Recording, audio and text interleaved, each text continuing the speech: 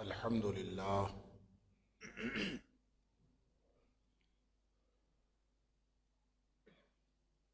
الحمد لله نحمده ونستعينه ونستغفره ونؤمن به ونتوكل عليه ونعوذ بالله من شرور أنفسنا ومن سيئات أعمالنا من يهده الله فلا مضل له ومن يضلل فلا هادي له وأشهد أن لا إله إلا الله وحده لا شريك له وأشهد أن محمدًا عبده ورسوله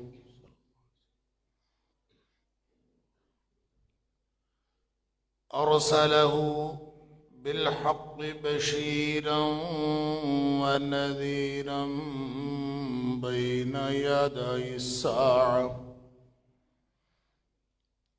فمن يطع الله ورسوله فقد رشد واهتدى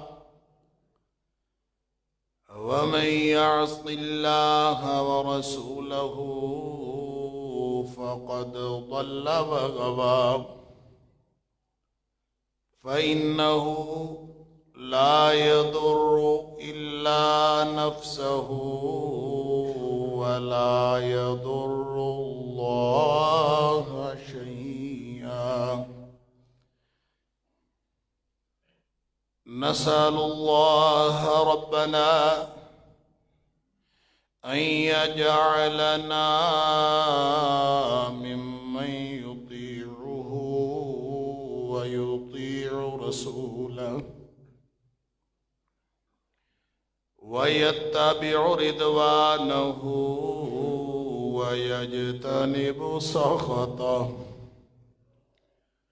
فإنما نحن به وله أما بعد فإن خير الحديث كتاب الله وخير الهدي هدي محمد صلى الله عليه وآله وسلم وشر الأمور محدثاتها وكل محدثة بدعة وكل بدعة ضلالة وكل ضلالة في النار فأعوذ بالله السميع العليم من الشيطان الرجيم من همزه ونفخه ونفثه بسم الله الرحمن الرحيم سابقوا إلى مغفرة من ربكم وجنة عرضها كعرض السماء والأرض أعدت للذين آمنوا بالله ورسله ذلك فضل الله يؤتيه من يشاء والله ذو الفضل العظيم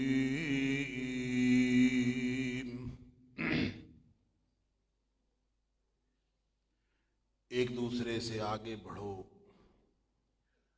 سبقت کرو،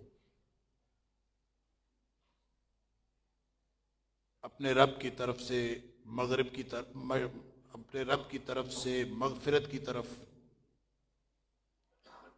اور اس جنت کی طرف جس کا عرض، جس کی چوڑائی زمین و آسمان کے برابر ہے۔ اعدت للذین آمنوا باللہ ورسلہ، وہ جنت تیار کی گئی ہے ان لوگوں کے لیے جو ایمان لائے اللہ پر اور اس کے رسولوں پر۔ ذالک فضل اللہ یؤتیہ من یشاء، یہ اللہ کا فضل ہے، اللہ جس کو چاہتا ہے اس کو عطا فرماتا ہے۔ واللہ ذو الفضل العظیم، اور اللہ بہت ہی بڑے فضل والا ہے۔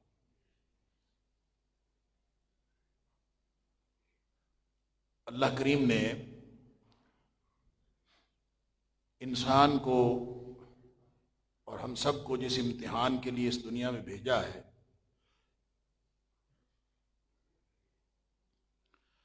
اس میں پوری صلاحیتیں دے کر بھیجا ہے۔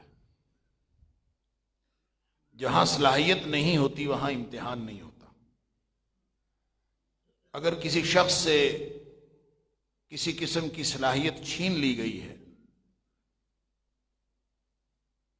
یا اس کو باصلاحیت بنایا ہی نہیں گیا، اس کو محروم رکھا گیا ہے، تو اسی قدر اس کا امتحان بھی اس سے اٹھا لیا گیا ہے۔ لا یکلف اللہ نفسا الا وسعها، اللہ کسی کو ذمہ دار نہیں ٹھہراتا سوائے اس کے کہ جتنی اس کے اندر استطاعت ہوتی ہے۔ لیکن استطاعت کے مطابق، کیونکہ انسان ہے، اس کی فطرت اسی نے بنائی، اور اس کی فطرت یہ ہے کہ انسان ہر وقت کسی نہ کسی کوشش میں لگا۔ ہو نہیں سکتا کہ کوئی انسان ہو اور وہ کسی نہ کسی کوشش میں، کسی نہ کسی بھاگ دوڑ میں لگا نہ ہو، یہ ممکن نہیں۔ وہ فرماتا ہے یا ایھا الانسان انک کادح الی ربک کدحا فملاقی، اے انسان تو محنتی اور مشقتی پیدا کیا گیا، کادح پیدا کیا۔ کادح عربی زبان میں اس شخص کو کہتے ہیں جو محنت کرتا ہے، مشقت کرتا ہے، اس غرض سے کہ اس کو اس مشقت کے نتیجے میں کوئی اچھا صلہ مل جائے۔ جو مزدور سارا دن مزدوری کرتا ہے کہ شام کو اس کو چند روپے ملیں گے، وہ کادح ہوتا۔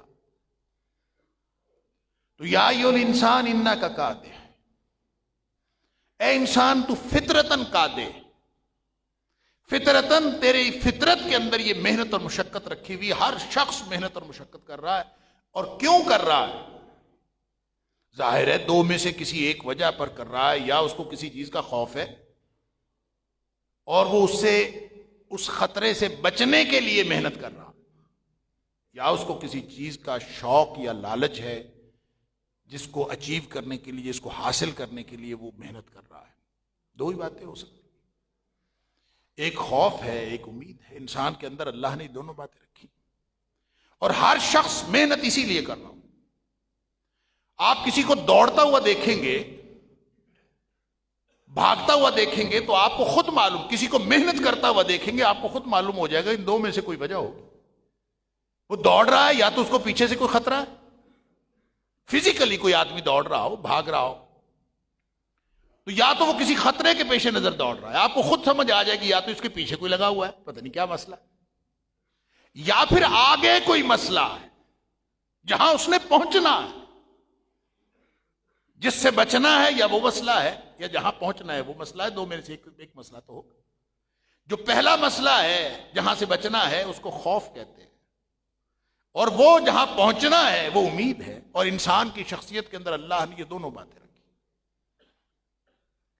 اب یہ دونوں باتیں جو انسان کا فطری خاصہ ہے، انسان جب دوڑ لگاتا ہے، کوشش کرتا ہے، محنت کرتا ہے، تو ان دو میں سے کسی ایک وجہ سے کر رہا ہوں۔ اللہ فرماتا ہے کہ وہ ٹارگٹس جو انسان نے دنیا میں فکس کیے ہوتے ہیں، جس کے لیے انسان محنت کر رہا ہوتا ہے، وہ یا وہ خطرات جن کو انسان خطرات سمجھ رہا ہوتا ہے اور ان سے بچنے کے لیے محنت کر رہا ہوتا. یہ دونوں خطرات، یہ دونوں قسم کی چیزیں، چاہے وہ خطرات ہوں اور چاہے وہ امیدیں اور لالچ ہو، یہ دونوں انسان کے خود ساختہ ہیں اگر ان کا تعلق اللہ کریم کی ذات کے ساتھ نہ ہو. اصل محنت جو ہے اِنَّكَ كَادِحٌ إِلَىٰ رَبِّكَ، انسان چاہے یا نہ چاہے یہ محنت کرتا کرتا یہ اپنے رب کی طرف جا رہا ہے. اور ایک وقت آئے گا کہ اس کی ملاقات ہو جانی اللہ سے، موت آ جائے یا قیامت آ جائے تو تب اس کی محنت رک جانی، ختم ہو جانی. اِنَّكَ كَادِحٌ إِلَىٰ رَبِّكَ كَدْحًا فَمُلَاقِيهِ، کرتا کرتا محنت کرتا کرتا شور مچاتا ٹانگیں بازو مارتا مارتا مارتا قبر میں جا پہنچتا. اللہ، یہ راستے کے جو جتنے معاملات ہیں اس نے غافل کیا ہوا ہے. یہاں کے ٹارگٹ انسان سمجھتا ہے کہ میں یہ اچیو کر لوں، میں فلاں لے لوں، میں وہ کر لوں. جتنی محنت ہو رہی، ہر شخص تو مشقت میں لگا ہوا. آپ اپنا جائزہ لے لیں، ہر شخص اپنے گریبان میں جھانک کے دیکھ لے. ہر وقت ہر لمحہ محنت بھی جاری ہے، پریشانی بھی جاری. پریشانی کے ساتھ فلاں ٹارگٹ رہ گیا، فلاں مسئلہ رہ گیا، فلاں چیز رہ گئی. وہ اتنی پریشانیاں ختم ہونے کا نام ہی نہیں لیتی. اللہ اکبر. اور اس میں سب سے بڑی پریشانی یہ ہے کہ انسان زیادہ کرنا چاہتا ہے. زیادہ کس چیز کو زیادہ کرنا چاہتا ہے؟ قرآن نے کہا تکاثر چاہتا ہے. تکاثر، الہاکم التکاثر حتی زرتم المقابر. وہ بھی لے لوں، وہ بھی لے لوں، وہ بھی لے لوں. یہ تکاثر ہے. اور تکاثر باب تفاعل ہے، جس کا مطلب ہوتا ہے زیادہ کرنا اور ایک دوسرے کے مقابلے میں زیادہ کرنا. ہر چیز انسان زیادہ چاہتا ہے. کمپیئر کرتا ہے انسان اپنے آپ کو دوسروں کے ساتھ، موازنہ کرتا ہے انسان اپنے آپ کا دوسروں کے ساتھ، اور موازنہ کر کے بڑھنا چاہتا.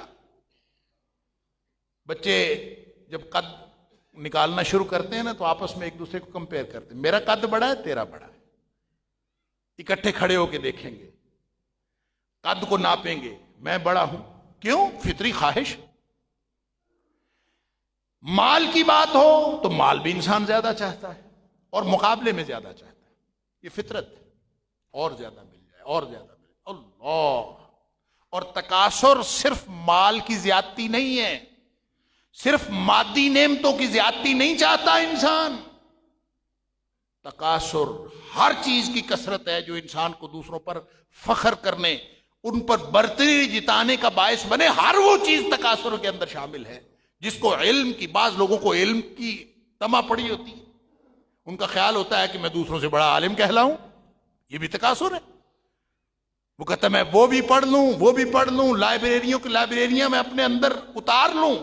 مقصد اگر یہ ہے کہ میں دوسروں سے زیادہ عالم بن جاؤں، زیادہ بڑا عالم بن جاؤں، زیادہ ڈگریاں میرے پاس آ جائیں، یہ ڈگری بھی لے لوں، وہ ڈگری بھی لے لوں، یہ ڈگری، یہ بھی تو تکاثر ہے. وہ چاہے ڈگریوں کی تکاثر ہو، چاہے وہ مال کا تکاثر ہو، چاہے وہ اولاد کا تکاثر ہو، چاہے وہ کسی بھی چیز کا تکاثر ہو. قرآن کہتا ہے الہاکم التکاثر. اصل غفلت میں جو ڈالا ہے وہ تمہیں تکاثر نے ڈالا. انسان کی ساری محنت اسی میں پھنس گئی، ضائع ہو رہی ساری محنت. اس کو سمجھ نہیں آ رہی کہ میں نے جانا کدھر تھا، محنتیں لگنی کہاں تھیں. دی تو صلاحیتیں ہیں اللہ نے، اس نے امتحان بھی لینا. وہ پوچھے گا قیامت والے دن کہاں لگایا تھا سرمایہ سارا، اتنی صلاحیتیں دی تھی، زندگی کہاں لگائی تھی. وہ پوچھے گا. سوال کا جواب دیے بغیر خلاصی نہیں ہونی. عن عمرہ فیما افنا. وہ سوال پوچھے گا عمر کہاں گزاری بھائی، عمر کہاں فنا کی، بتاؤ تو صحیح، کہاں لگی تھی عمر، کس محنت میں لگی تھی. میں دیانتداری سے عرض کروں، اس وقت ہم سب مسجد میں ہیں، جمعہ پڑھ رہے ہیں، اللہ کا شکر ہے، ہم سب کا مقصد اللہ کو راضی کرنا ہے۔ یہاں بیٹھے ہوئے آپ اپنے گریبان میں جھانک کے دیکھیں، کیا آپ کی زندگی اللہ کو راضی کرنے کی فکر میں لگی ہوئی ہے؟ کیا ہماری ساری محنتیں اس کام کے لیے لگی ہوئی؟ نہیں لگی، اللہ ماشاء اللہ۔ اگر یہ نہیں ہے تو یہی تو الہاکم التکاثر، جو غفلت ہے وہ یہی تو ہے، حتی زرتم المقابر، یہ سفر جاری ہے، پھسلن، یہ عمر لمحہ لمحہ ختم ہو رہی ہے اور ہم قبروں کی طرف بڑھ رہے ہیں۔ یہ سفر جب ہم قبر میں چلے جائیں گے، ملاقات تو اللہ سے ہر ایک کی ہونی ہی ہونی ہے۔ یہ سفر تو چل رہا ہے، آپ ٹرین پہ بیٹھے ہیں، ٹرین جا رہی ہے، اس نے اسٹیشن پہ پہنچنا ہی پہنچنا ہے، اس ٹرین کے اندر آپ کیا کر رہے ہیں اس کا بدلہ ملے گا آگے جا کے۔ مقصد کا پتہ ہے، اللہ اکبر، تو پھر انسان محنت کر رہا ہوتا ہے اسی مقصد پر پہنچنے کے۔ لہذا اللہ قرآن میں فرماتا ہے سابقوا الی مغفرۃ من ربکم وجنہ، مسابقت کرنی ہے تو ادھر آؤ، یہ ہے مقابلہ کرنے کی جگہ، یہاں آگے بڑھو ایک دوسرے سے، کیا کہ مجھے جنت مل جائے، میں جنت میں آگے چلا جاؤں۔ اچھا، ایک اور جگہ اللہ کریم نے یہ تو سابقو اور سارعو، جلدی کرو، دوڑ لگاؤ، اس لیے کہ وقت بہت کم ہے، مقابلہ بڑا سخت ہے، وقت کسی بھی وقت ختم ہو سکتا ہے، بلاوا ہی آنا ہے، موت نے کوئی ہار نہ دے کے تھوڑی آنا، موت کا بگل بجا ہوا ہے، اعلان ہوا ہے، وقت مقرر ہو چکا ہے، کس وقت کس لمحے کس کی باری آنی ہے یہ اللہ کو معلوم ہے، ہمیں صرف اس کی تیاری کرنی ہے، معلوم ہمیں نہیں ہے، اس کے لیے تیار رہنا۔ وہ فرماتا ہے فَفِرُّوا إِلَى اللَّهِ إِنِّي لَكُمْ مِنْهُ نَذِيرٌ مُبِينٌ، سورۃ ذاریات کے اندر اللہ دنیا کے جو معاملات ہیں نا، اللہ اکبر، اس کو کبھی انسان پہنچ نہیں سکتا۔ اللہ فرماتا ہے کہ یہ دنیا جہان ہم نے بنایا ہے، وَإِنَّا لَمُوسِعُونَ، اس کائنات کو تو ہم وسعت دیتے چلے جاتے، یہ کائنات اور بڑی ہوتی چلی، جس نے ساری دنیا بھی حاصل کرنی ہے نا، وہ جب آخری حد پہ پہنچے گا تو یہ اور زیادہ وسیع ہو جائے گی، وہ ٹارگٹ کبھی آ نہیں سکتا، تو پھر اس طرف جانا ہی کیوں ہے جو ٹارگٹ اچیو ہو نہیں سکتا، ادھر کیوں جانا ہے؟ دوڑ دوڑ کے، محنت کر کر کے، تھک کے، اس دنیا کے پیچھے تھک کے آپ نے موت کے منہ میں جانا ہے یا اللہ کے قرب کی تلاش میں، اللہ کی طرف؟ فرمایا فَفِرُّوا إِلَى اللَّهِ، یہ جس دوڑ میں تم لگے ہو، اگر اس کا مقصد صرف دنیاوی مقاصد کا حصول ہے تو یہ دوڑ ایک بالکل ایک ایسا ٹارگٹ ہے، یہ ایک بے مقصد دوڑ ہے۔ مقصد کیا ہے؟ فرمایا فَفِرُّوا إِلَى اللَّهِ، تم ایسے کرو، دوڑو اللہ کی طرف۔ فَفِرُّوا، فرّ یفر ہوتا ہے فرار، دوڑنا، کسی چیز سے بھاگو، إِلَى اللَّهِ، تمہاری دوڑ اللہ کی طرف ہونی چاہیے۔ انی لکم منہ نذیر مبین، میں اسی کی طرف سے بھیجا گیا ہوں۔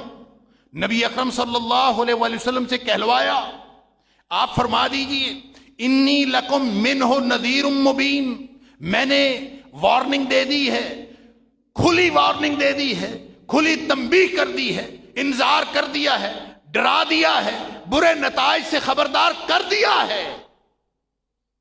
انی لکم منہ نذیر مبین، نتیجہ تو نکلنا ہے نا، جو تم کر رہے ہو اس کا نتیجہ تو نکلنا ہے، اس نتیجے سے، نتیجہ آنے سے پہلے خبردار کرنے کے لیے نبی اکرم صلی اللہ علیہ وسلم تشریف، انی لکم منہ نذیر مبین۔ اب ظاہر ہے کہ ایک انسان جہاں کھڑا ہے، اپنی پوزیشن، اپنے مقام کا آپ اندازہ کر سکتے ہیں، ہر شخص اپنے آپ کو اسیس کر سکتا ہے، انالائز کر سکتا ہے، جہاں آپ کھڑے ہیں محنتوں کا رخ کا کیا ہے، بس اس کو دیکھ لیجئے۔ ظاہر ہے جو کچھ آپ کر رہے ہوتے ہیں دن میں زندگی کے جو انسان کا مین ٹارگٹ ہوتا ہے وہ ایک ہی کام انسان نہیں کر رہا ہوتا، دن میں 1000 کام اور کر رہا ہوتا ہے. مثلا کسی بچے سے پوچھیں کہ آپ آج کل کیا کرتے ہیں، وہ کہتے ہیں میں اسکول پڑھتا ہوں. کیا کر رہے ہو؟ میٹرک کر رہا ہوں. اب اس کا مطلب یہ تو نہیں ہے کہ وہ 24 گھنٹے صرف میٹرک ہی کر رہا ہے، 24 گھنٹے صرف پڑھائی کر رہا ہے، اس کا مطلب یہ تو نہیں. لیکن اس کی زندگی کا جو مین مقصد ہے وہ میٹرک کرنا. وہ کھانا بھی کھاتا ہے، وہ نمازیں بھی پڑھتا ہے، وہ جا کے قرآن بھی پڑھتا ہوگا، نورانی قاعدہ بھی پڑھتا ہوگا، وہ دعائیں بھی سیکھتا ہوگا، وہ درمیان میں اور بھی بہت سارے کام کرتا ہوگا، وہ رشتہ داروں سے بھی ملتا ہوگا، وہ جا کے کھیل کے میدان میں بھی وقت گزارتا ہوگا. لیکن کر کیا رہا ہے؟ وہ کہتا ہے میں میٹرک کر رہا ہوں. دوسرے سے پوچھو، کہتا ہے میں کالج میں پڑھتا ہوں، ایف ایس سی کر رہا ہوں. اب ایف ایس سی کرنے کا مطلب یہ تھوڑی ہے کہ وہ اور کوئی کام کرتا ہی نہیں. 1000 کام اس نے اور کرنے ہوتے ہیں، لیکن مین زندگی کا جو مقصد ہے جس کے لیے اس نے ساری زندگی لگائی ہوئی ہے وہ ایف ایس سی کر رہا ہے. الا حاضل قیاس. آپ کیا کر رہے ہیں؟ کاروبار. آپ کیا کر رہے ہیں؟ نوکری. آپ کیا کر رہے ہیں؟ میں فلاں میرا بزنس، امپورٹ ایکسپورٹ، فلاں چیز. اللہ، جو کچھ بھی انسان کر رہا ہے اگر تو یہ اللہ کے لیے ہے تو اس کا مطلب ہے کہ مقصد زندگی پورا ہو رہا. نہیں تو پھر آج موقع ہے. ففروا الی اللہ. بہت جلدی کرنے کا کام ہے. وقت ضائع کرنا، غلطی کی گنجائش ہی کوئی نہیں. آپ اگلا لمحہ غلطی کر رہے ہوں اور اس غلطی کے لمحے میں ہی آپ کی موت کا لمحہ آن پہنچے، گنجائش کہاں پہ ہے؟ انسان پتہ نہیں کس بنیاد پہ کرتا جاتا ہے غلطیاں، گناہ کرتا جاتا ہے، اللہ کی مہلت سے فائدہ اٹھاتا ہے. اس طرح فائدہ اٹھاتا ہے کہ گناہ پہ گناہ کیے جاتا اور اس کو سمجھ نہیں آتی کہ میری موت میرے سر پہ کھڑی ہے. اللہ، ففروا الی اللہ، اللہ کی طرف. اب انسان نے جو دوڑنا ہے، جو اللہ فرماتا ہے دوڑو، کہاں سے کدھر دوڑنا ہے؟ دوڑ تو ہم سب رہے ہیں، کوشش تو ہم سارے کر رہے ہیں. ہر شخص قادے ہے، ہر انسان قادے ہے، ہر انسان محنتی ہے، ہر انسان مشقتی ہے، مشقت ہو رہی ہے. اور وہ ہاتھ پاؤں مارتے مارتے یہ پھر بالآخر چلا جائے گا موت کے منہ میں. وہ تو جانا ہی جانا ہے. کل نفس ذائقۃ الموت. بچنا اس سے کسی نے بھی نہیں ہے. لیکن سوال یہ ہے کہ ہماری محنتوں کا رخ کیا ہے؟ کیا ہماری محنتوں کا رخ اللہ کی طرف ہے؟ اگر تو محنتوں کا رخ اللہ کی طرف ہے تو پھر ففروا کا معنی اور ہوگا، پھر سابقو کا معنی اور ہوگا، پھر سارعو کا معنی اور ہوگا. اس کا معنی پھر یہ ہوگا کہ جو تمہاری محنت ہے وہ بڑی تھوڑی ہے، ذرا اور محنت کرو.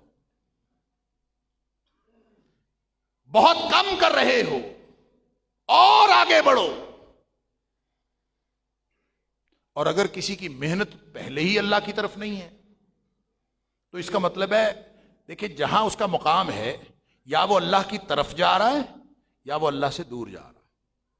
معاملہ اللہ کے قرب کا اور اللہ سے دوری کا ہے. اگر وہ دوری کی طرف جا رہا ہے، جو کچھ بھی کر رہا ہے ہر لمحہ یا وہ اللہ کے قریب ہو رہا ہے یا اللہ سے دور ہو رہا ہے. یا دوسرے لفظوں میں کہہ لیجئے یا وہ جنت کے قریب ہو رہا ہے یا وہ جہنم کے قریب ہو رہا ہے. دونوں میں سے کسی ایک. ہر لمحہ انسان جو کچھ بھی کرتا ہے یا وہ ادھر قریب ہو گیا، اللہ کے قریب ہو گیا، یا وہ ادھر ہو گیا. یہی تو محنت ہے، یہی تو اللہ چاہتا ہے کہ تم ہر لمحے ہر قدم یہ سوچو کہ اللہ کے قریب کر دینے والا ہے یا اللہ سے دور کر. اگر تو محنتوں کا رخ کسی اور طرف ہے تو پھر ففروا الی اللہ کا معنی اور سابقو کا معنی اور سارعو کا معنی یہ ہوگا کہ اپنا رخ پھیرو، واپس پلٹو، اس سے دوڑو، ہجرت اختیار کرو، مہاجر بن جاؤ، ہر چیز چھوڑ دو. آپ کے کپڑوں میں آگ لگ جائے اللہ نخواستہ، آپ نے چادر لی ہوئی تھی، سردیوں کا موسم ہے، اللہ نخواستہ اس کو آگ لگ جائے، کیا کریں گے؟ فوراً بندہ اس کو پھینکتا ہے. اس کو پھینکتا ہے، کپڑے بھی اتارتا ہے، کیوں؟ اس کو آگ لگی ہوئی۔ بس یہ سمجھنے کی بات ہے، یہ ساری آگ اگر ہمیں اللہ کی طرف لے جا رہی ہے، اگر آگ لگی ہے اللہ کی طرف جانے کے لیے، تو اس کا مطلب ہے یہی تو مقصد زندگی ہے کہ انسان اللہ کے قریب ہو جائے۔ اور اگر یہ آگ اللہ کی طرف جانے کے لیے نہیں، فَفِرُّوا إِلَى اللَّهِ کا مطلب ہے تھوڑا جلدی کرو، گاڑی ذرا تیز کرو، سپیڈ کم ہے، وقت تھوڑا ہے۔ اور اگر منہ ہی کسی دوسری طرف ہے، جس اسٹیشن کی طرف جانا ہے ادھر منہ ہی نہیں ہے، محنتوں کا رخ کسی اور طرف ہے، تو پھر اس کا معنی یہ ہوگا کہ اس طرف سے رخ واپس پلٹو۔ وہ جو اللہ نے فرمایا یا ایھا الذین آمنوا توبوا الی اللہ توبۃ نصوحا، اللہ کی طرف واپس آ جاؤ۔ تابہ الی کا مطلب ہوتا ہے رخ موڑو اور ادھر کو رخ کر لو، پتہ نہیں کدھر جا رہے ہو، ہر طرف سے رخ موڑو، ایک اللہ کی طرف رخ کرو، اور توبۃ نصوحا، دل سے سچا پچھتاوا لے کر واپس مڑو۔ اگر یہ واپس مڑ گئے، اباؤٹ ٹرن ہو گیا، صرف واپسی، حتیٰ کہ واپسی کا ارادہ بھی ہو گیا، تو موت آ گئی تو وہ ارادہ بھی قبول فرما لیتا ہے، اس کا قانون ہے۔ فرق صرف ہے کہ تیرا رخ کدھر تھا، رخ اللہ کی طرف تھا یا غیر اللہ کی طرف تھا۔ نبی کریم صلی اللہ علیہ وسلم فرماتے ہیں المہاجر من ہاجر ما نہی اللہ عنہ، اصل مہاجر وہ ہے جو اللہ کی منع کردہ ساری چیزوں کو ترک کر دے، چھوڑ۔ اللہ نے منع کیا، میں نے نہیں کر، بات ختم۔ فائدہ ہے نقصان ہے نہیں۔ ہر وہ چیز جو آپ کو، وہ پنجابی میں کہتے ہیں کہ پٹ پہ سونا جڑا کنا نو پاڑے، جس سونے نے آپ کے جسم کا نقصان کرنا ہے، آدمی اس سونے کو پہنتا نہیں ہے، اس کو پھینکتا ہے۔ لہذا جو بھی چیز آپ کا نقصان کر رہی ہے، یہ دنیا اگر نقصان کر رہی ہے، نقصان نہیں کر رہی، فائدہ کر رہی ہے، اللہ کے قرب میں اضافہ کر رہی ہے، تو اور حاصل کرو، مقصد وہ ہے۔ لہذا زندگی گزارو جہاں گزار رہے ہو، رشتہ داروں سے صلہ رحمی بھی کرو، پیار اور محبتیں بھی بڑھاؤ، لیکن مقصد اللہ کو راضی کرنا۔ ففروا الی اللہ، جیسے ایف ایس سی کرنے والا 24 گھنٹے 1000 کام کرتا ہے لیکن زندگی کا اصل مقصد اس کا، اسی طرح اگر تمہارا مقصد اللہ کو راضی کرنا ہے تو محبتیں بھی بڑھاؤ، معاملات بھی ٹھیک رکھو، سب کے ساتھ صلہ رحمی بھی کرو، کاروبار بھی کرو، نوکریاں بھی کرو، مقصد اللہ کو راضی کرنا۔ ففروا الی اللہ، اللہ کی طرف، اللہ کے قرب کی طرف۔ اگر انسان یہ رخ تعین کر لے، اگر رخ درست ہو جائے تو اس کا نتیجہ کیا نکلتا ہے؟ اس کا نتیجہ یہ نکلتا ہے کہ پھر یہ جو 4 چفیرے اور کام کر رہا ہوتا ہے نا، وہ جو 1000 کام کر رہا ہوتا ہے، وہ سارے کام بھی اللہ کے قرب میں شمار ہونا شروع ہو جاتے ہیں۔ پھر یہ کھانا کھا رہا ہوتا ہے، اللہ اس کے کھانا کھانے پر بھی اس پہ راضی ہو رہا ہوتا ہے۔ پھر یہ سویا ہوتا ہے، اللہ اس کے سونے پر بھی راضی ہوتا ہے۔ عبادت کرتا ہے، اللہ اس کی عبادت پر راضی ہوتا ہے۔ کیوں؟ ففروا الی اللہ، اس نے رخ ٹھیک کر لیا۔ انی وجہت وجہی الذی فطر السماوات والارض، ابراہیم علیہ السلام نے کہا تھا کہ میں نے اپنا رخ پھیر لیا، ہر طرف سے منہ موڑ کے میں نے ایک اللہ جو اس کائنات کا خالق ہے، میں اپنا رخ اس طرف کر۔ اگر یہ ہے محنتوں اور مشقتوں کا رخ کدھر ہے، یہ ابھی دیکھنے اور سوچنے کی بات۔ اگر اللہ کی طرف ہے تو ہر لمحہ قرب حاصل ہو رہا، پھر انسان اللہ کے قریب ہو رہا ہے۔ اللہ یاد ہے، جاؤ نکلو مسجدوں سے جاؤ، فَإِذَا قُضِيَتِ الصَّلَاةُ فَانتَشِرُوا فِي الْأَرْضِ وَابْتَغُوا مِن فَضْلِ اللَّهِ وَاذْكُرُوا اللَّهَ كَثِيرًا لَعَلَّكُمْ تُفْلِحُونَ۔ نمازیں پڑھ لی ہیں، جاؤ نکلو جہاں جانا جاؤ، لیکن اس کو یاد رکھنا، وَاذْكُرُوا اللَّهَ كَثِيرًا، اس کو یاد رکھنا ہے۔ اس کو یاد رکھیں گے تو مسئلہ تو صرف اتنا ہے، کاروبار کرو، نوکری کرو، جو کرنا کرو، اس کو یاد رکھو گے تو ہر لمحہ اللہ کے قریب ہوتے جاؤ۔ حدیث قدسی آپ نے سنی ہوئی ہے، نبی کریم صلی اللہ علیہ وسلم فرمایا، اللہ فرماتا ہے، حضرت ابو ہریرہ رضی اللہ تعالیٰ راوی ہے، بخاری کے اندر بھی ہے، مسلم کے اندر بھی ہے۔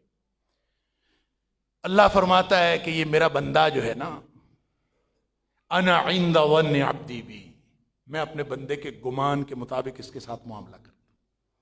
یہ میرے بارے میں سوچے تو صحیح کہ میں اس کے ساتھ کیا کرنے والا ہوں۔ دیکھیں، میں اور آپ جو نمازیں پڑھتے ہیں، جو نیکیاں کرتے ہیں، ہوتا پتہ کیا ہے؟ جب انسان کی پوری زندگی کا مقصد بدلتا ہے، ٹارگٹ بدلتا ہے، تو نیکیاں بھی اسی ٹارگٹ کے لیے ہو جاتی ہیں۔ اللہ کرے یہ بات میری اور آپ کی سمجھ میں آئے۔ نمازیں ایف ایس سی کرنے والا بھی پڑھ رہا ہوتا ہے، جس کی زندگی کا مقصد دنیا حاصل کرنا ہے، وہ بھی نمازیں پڑھ رہا ہوتا ہے، وہ بھی نیکیاں کر رہا ہوتا ہے، لیکن وہ اس لیے پڑھ رہا ہوتا ہے کہ اس کو اس کام میں برکت پڑ جائے۔ مقصد وہ ہوتا ہے، اس کے لیے کر رہا۔ مجھے ایک گلوکار ملا جس کا پیشہ گلوکاری تھا، تو مجھے کہتا ہے کہ میں نے ایسے پوچھ لیا، میں نے کہا نماز پڑھتے ہیں؟ کہتا ہے کبھی کبھی پڑھتا ہوں، جب مجھے اللہ سے کام ہوتا ہے، مجھے اللہ سے کوئی کام ہوتا ہے تو میں پڑھتا ہوں۔ تو ساتھ کہتا ہے کہ وہ اتنا غفور الرحیم ہے، وہ پھر بھی قبول کر لیتا ہے۔ کبھی کبھی میں پڑھتا ہوں، جب مجھے اللہ سے کوئی کام ہوتا ہے پھر میں نماز پڑھتا ہوں، نماز پڑھ کے اللہ سے کہتا ہوں یا اللہ یہ کام کرے، وہ پھر بھی کر دیتا ہے۔ گویا نیکی بھی کس لیے؟ وہ یہی پڑھتا ہوگا نا، یا اللہ میرا گانا ہٹ ہو جائے، نماز پڑھ کے یہی کہتا ہوگا نا، یا اللہ میری یہ کیسٹ بڑی، یہ میرا گانا بڑا مقبول ہو جائے، یہی دعا کر۔ اور کیا کرتا ہوگا؟ زندگی کا اگر مقصد یہ ہے کہ میں نے کاروبار بس کرنا ہے اور مال بڑھ جائے، تو وہ دعا کر کے بھی یہی کہتا ہوگا نا، یا اللہ میرا کاروبار بڑھ جائے۔ اور اس نے کیا کرنا؟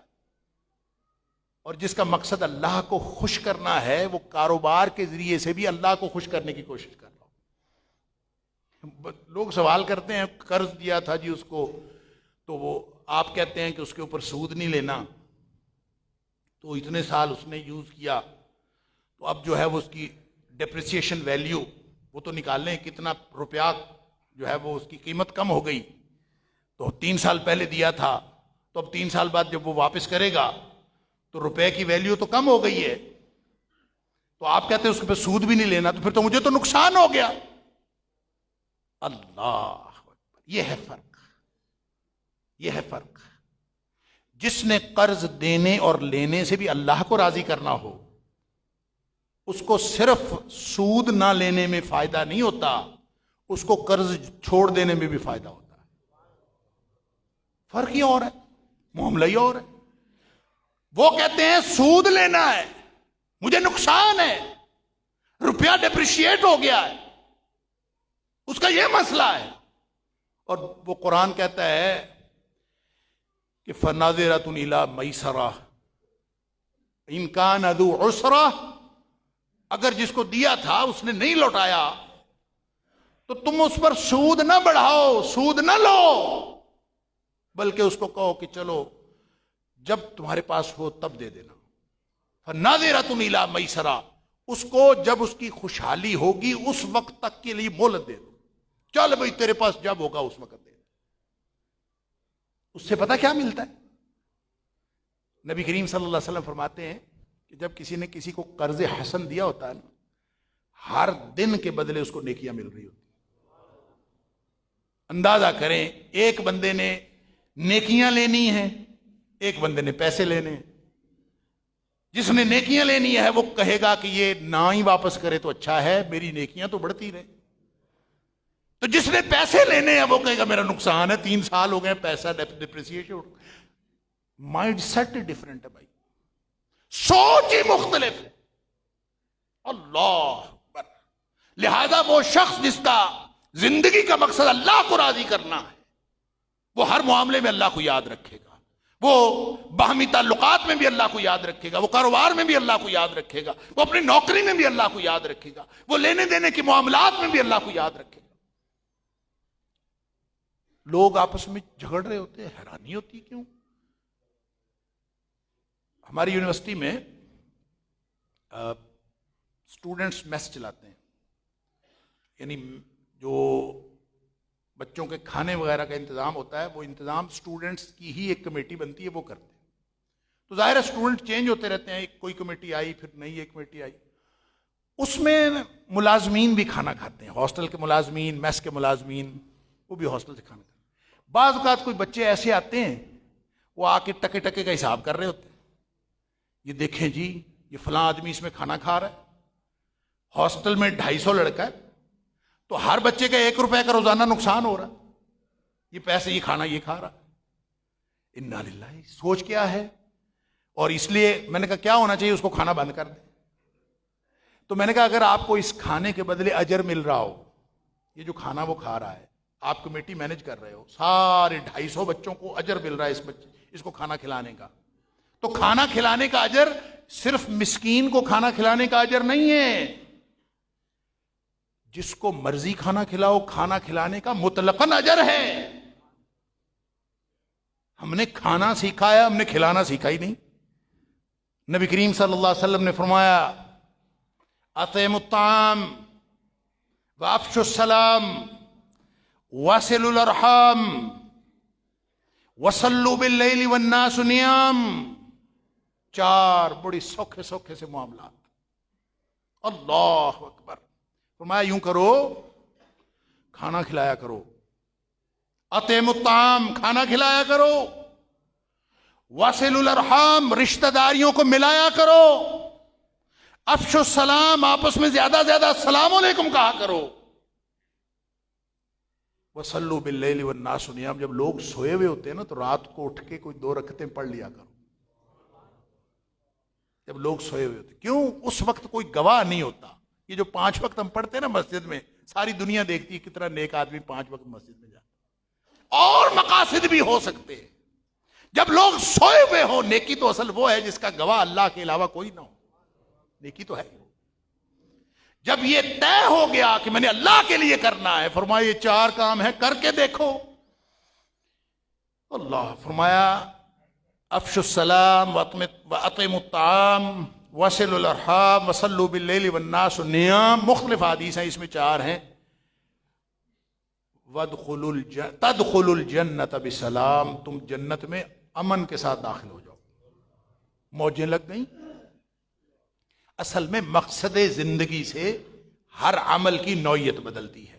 اللہ تعالی ہم سب کو اپنی زندگیوں کا رخ اللہ کی طرف کرنے کی توفیق عطا فرمائے. وآخر دعوانا الحمدللہ.